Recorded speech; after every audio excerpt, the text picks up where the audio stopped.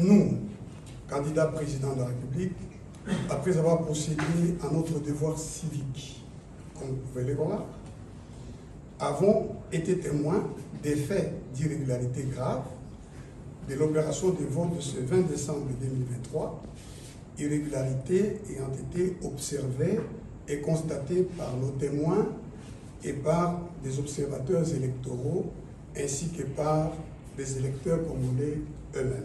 En effet, un nombre significatif des bureaux n'ont pas été ouverts car n'ayant pas reçu leurs kits électoraux. De nombreuses machines n'ont pas fonctionné. Certains bureaux ont reçu du matériel électoral destiné à d'autres bureaux. Plusieurs bureaux ont été saccagés ou brûlés par des électeurs pour des soupçons de fraude par des agents de la CENI et certains candidats. Des candidats ont été interpellés par la population et livrés à la police pour détention illégale de machines et ou des bulletins de vote déjà remplis. Plusieurs milliers de fausses cartes ont été découvertes chez certains candidats. Plusieurs électeurs n'ont pas retrouvé leur nom sur les listes attestant que le fichier électoral n'est absolument pas fiable. Il appelle de ces faits d'irrégularité et même de dysfonctionnement que tous les électeurs ne sauraient effectuer leur vote ce 20 décembre 2023. L'opération de vote n'aura été qu'un simulacre dont les résultats ne concerneront que des électeurs de quelques bureaux de vote. En conséquence, nous appelons le peuple congolais, la CENI, le gouvernement, la SADC, l'Union africaine et la communauté internationale, 1. à constater qu'au matin du jeudi 21 décembre 2023, les élections générales prévues au 20 décembre 2023 n'auront pas eu lieu, comme le prévoit la Constitution et la loi électorale. 2. à constater qu'il n'existe légalement aucune dérogation possible au jour du scrutin.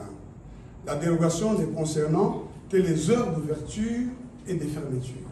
Une telle dérogation d'heure et non de jour doit être motivée et ne peut être décidée que dans les conditions assurant l'égalité des citoyens devant le suffrage, conformément aux dispositions de l'article 52 de la loi électorale. 3.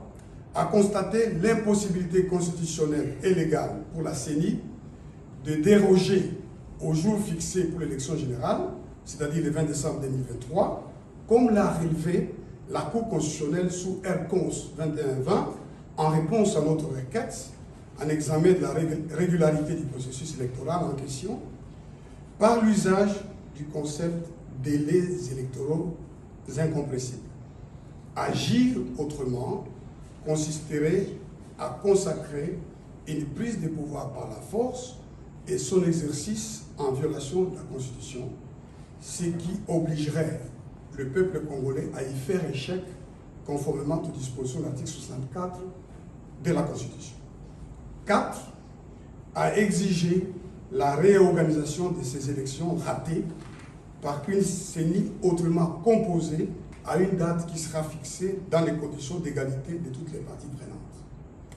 Fait à Kinshasa, le 20 décembre 2023, les signataires, Floribert Anzuluni Isilokechi, candidat président de la République numéro 5, Kemali Lubokonzi, candidat président de la République numéro 18, Denis Mukwege, candidat président de la République numéro 15, Théodore Ngoyi Ilungawansenga, votre serviteur, candidat président de la République numéro 17, et Martin Fayoulou, candidat président de la République numéro 21. Je vous remercie.